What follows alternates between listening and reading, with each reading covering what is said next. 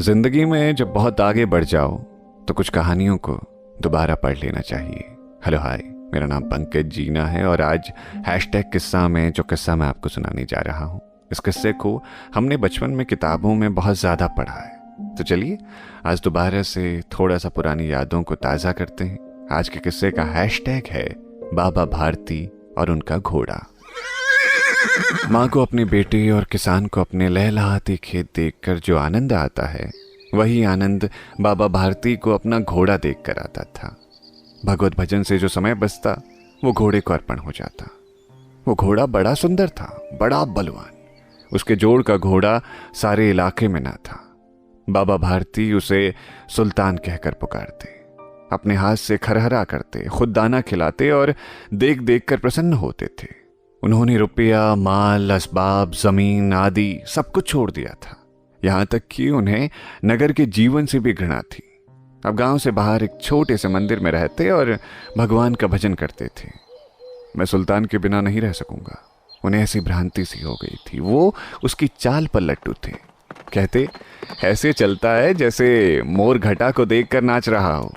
जब तक संध्या समय सुल्तान पर चढ़कर 8-10 मील का चक्कर ना लगा लेते, उन्हें चैन ही ना आता था।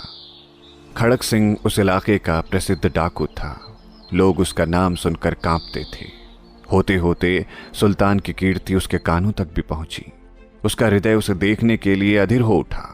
वो एक दिन दोपहर के समय बाबा भारती के पास पहुंचा और नमस्कार करके बैठ गया। बाबा भारती ने पूछा, खड़क सिंह क्या हाल है? खड़क सिंह ने सर झुकाकर उत्तर दिया, आपकी दया है। कहो, इधर कैसे आए? सुल्तान की चाह खींच लाई। विचित्र जानवर है, देखोगे तो प्रसन्न हो जाओगे। हाँ, मैंने भी बड़ी तारीफ सुनी है। उसकी चाल तुम्हारा मन मोह लेगी। कहते हैं देखने में भी बहुत सुंदर है। क्या कहना, जो उसे एक बार देख लेता है उसके हृदय पर उसकी छवि अंकित हो जाती है। बहुत दिनों से अभिलाषा थी, आज उपस्थित हो सका हूं। बाबा भारती और खड़क सिंह अस्तबल में पहुंचे। बाबा ने घोड़ा दिखाया घमंड से। खड़क सिंह ने देखा आश्चर्य से। उसने सैकड़ों घोड़े देखे थे, परंतु ऐसा बांका घोड़ा उसकी आंखों से कभी ना गुजरा था। सोचने लगा, भाग्य की बात है, ऐसा घोड़ा खड़क सिंह के पास होना चाहिए था। इस साधु को ऐसी चीजों से क्या लाभ? कुछ देर तक आश्चर्य से वो चुपचाप खड़ा रहा। इसके पश्चात उसके हृदय में हलचल होने लगी। बालकों से अधीरता से वो बोला, परंतु बाबा जी इसकी चाल न देखी तो क्या देखा? दूसरे के मुख से सुनने के लिए उनका हृदय अधीर हो गया। घोड़े को खोलकर बाहर आ गए। घोड़ा वायु वेग से उड़ने लगा। उसकी चाल को देखकर खड़क सिंह के हृदय पर सांप लौट गया। वो डाकू था और जो वस्तु उसे पसंद आ जाए उस पर वो अपना अधिकार समझता था। उसके पास बाहुबल था और आदमी भी। जाते जाते उसने कहा, बाबा जी, मैं घोड़ा आपके पास ना रहने दूंगा। बाबा भारती डर गए। अब उन्हें रात को नींद नहीं आती। सारी रात अस्तबल की रखवाली में कटने लगती। प्रति क्षण खड़क सिंह का भय लगा रहता, परंतु कई माह बीत गए और वो नहीं आया। यहाँ तक कि बाबा भारती अब कुछ असावधान हो गए थे और इस भय को स्वप्न के भय की एक मिथ्या समझने लगे थे। संध्या का समय था। बाबा भारती सुल्तान की पीठ पर सवार होकर घूमने जा रहे थे। इस समय उनकी आंखों में चमक थी, मुख पर प्रसन्नता।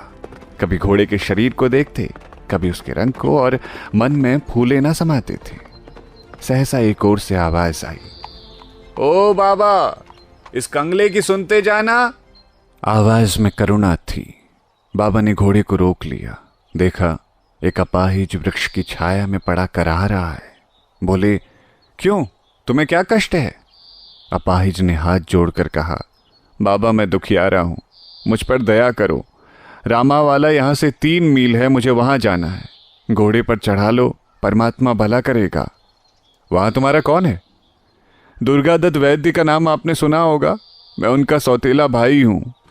बाबा भारती ने घोड़े से उतरकर अपाहिज को घोड़े पर सवार किया और स्वयं उसकी लगाम पकड़कर धीरे धीरे चलने लगे।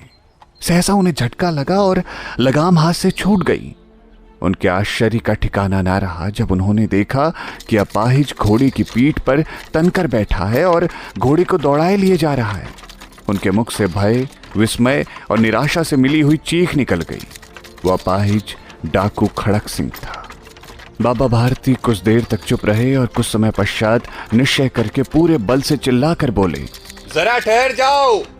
खड़क सिंह ने यह आवाज सुनकर घोड़ा रोक लिया। उसकी गर्दन पर प्यार से हाथ फेरते हुए कहा, बाबा जी, ये घोड़ा अब ना दूंगा। परंतु एक बात तो सुनते जाओ। खड़क सिंह ठहर गया। बाबा भारती ने निकट जाकर उसकी ओर ऐसी आंखों से देखा जैसे बकरा कसाई की ओर देखता है और कहा, यह घोड़ा तुम्हारा हो चुका है।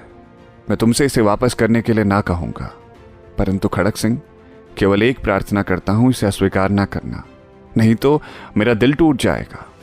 बाबा जी, आज्ञा कीजिए, मैं आपका दास हूं, केवल घोड़ा ना दूंगा। अब घोड़े का नाम ना लो। मैं तुमसे इस विषय में कुछ ना कहूंगा। मेरी प्रार्थना केवल यह है कि इस घटना को किसी के सामने प्रकट ना करना। खड़क सिंह का मुंह आश्चर्य से खुला रह गया। उसका विचार था कि उसे घोड़े को लेकर यहां से भागना पड़ेगा, परंतु बाबा भारती ने स्वयं उसे कहा कि इस घटना को किसी के सामने प्रकट ना करना। इससे क्या प्रयोजन सिद्ध हो सकता है? खड़क सिंह ने बहुत सोचा, बहुत सर मारा, परंतु कुछ समझ ना सका। हार कर उसने अपनी आंखें बाबा भारती के मुख पर गड़ा दी और पूछा, बाबा जी, इसमें आपको क्या डर है? सुनकर बाबा भारती ने उत्तर दिया, लोगों को यदि इस घटना का पता चला तो वो दीन दुखियों पर विश्वास न करेंगे। ये कहते कहते उन्होंने सुल्तान की ओर से मुंह मोड़ लिया, जैसे उनका उससे कभी कोई संबंध ही ना रहा हो। बाबा भारती चले गए, परंतु उनके शब्द खड़क सिंह के कानों में उसी प्रकार गूंज रहे थे। वो सोच रहा था, कैसे ऊंचे विचार हैं, कैसा पवित्र भाव है। उन्हें इस घोड़े से प्रेम था। इसे देखकर उनका मुख फूल की नाई की तरह खिल जाता था। कहते थे, इसके बिना जी ना सकूंगा। इसकी रखवाली में वो कई रात सोए नहीं, भजन भक्ति ना कर रखवाली करते रहे, परंतु आज उनके मुख पर दुख की रेखा तक ना दिखाई पड़ती थी। उन्हें केवल यह ख्याल था कि कहीं लोग दीन दुखियों पर विश्वास करना ना छोड़ दें। ऐसा मनुष्य मनुष्य नहीं, देवता है। रात्रि के अंधकार में खड़क सिंह बाबा भारती के मंदिर पहुंचा। चारों ओर सन्नाटा था। आकाश में तारे टिमटिमा रहे थे। थोड़ी दूर पर गांव के कुत्ते भौंक रहे थे। मंदिर के अंदर कोई शब्द सुनाई नहीं देता था। खड़क सिंह सुल्तान की बाग पकड़े हुए था। वो धीरे धीरे अस्तबल के फाटक पर पहुंचा। फाटक खुला पड़ा था। किसी समय वहां बाबा भारती स्वयं लाठी लेकर पहरा देते थे, परंतु आज उन्हें किसी चोरी, किसी डाके का भय नहीं था। खड़क सिंह ने आगे बढ़कर सुल्तान को उसके स्थान पर बांध दिया और बाहर निकलकर सावधानी से फाटक बंद कर दिया। इस समय उसकी आंखों में नेकी के आंसू थे। रात्रि का तीसरा पहर बीत चुका था। चौथा पहर आरंभ होते ही बाबा भारती ने अपनी कुटिया से बाहर निकल ठंडे जल से स्नान किया। उसके पश्चात इस प्रकार जैसे कोई स्वप्न में चल रहा हो, उनके पांव अस्तबल की ओर बढ़े, परंतु फाटक पर पहुंचकर उनको अपनी भूल प्रतीत हुई। साथ ही घोर निराशा ने पांव को मन मन भर का भारी बना दिया। वो वहीं रुक गए। घोड़े ने अपने स्वामी के पांव की चाप को पहचान लिया और जोर से हिनहिनाया। अब बाबा भारती आश्चर्य और प्रसन्नता से दौड़ते हुए अंदर घुसे और अपने प्यारे घोड़े के गले से लिपटकर इस प्रकार रोने लगे मानो कोई पिता बहुत दिनों से बिछड़े हुए पुत्र से मिल रहा हो। बार बार उसकी पीठ पर हाथ फेरते, बार बार उसके मुंह पर थपकियां देते। फिर वो आहिस्ता से बोले, अब कोई दीन दुखियों से मुंह ना मोड़ेगा। तो ये था आज का हैशटैग किस्सा, जिसे लिखा था सुदर्शन जी ने। यह किस्सा बहुत ही ज़्यादा पढ़ा गया है, बहुत ही ज़्यादा सुना गया है। उम्मीद है आपने भी इस किस्से को सुना होगा या पढ़ा होगा। तो आपको ये किस्सा कैसा लगा ज़रूर बताइएगा। सुनते रहिए रेडियो सिटी। मेरा नाम है पंकज जीना।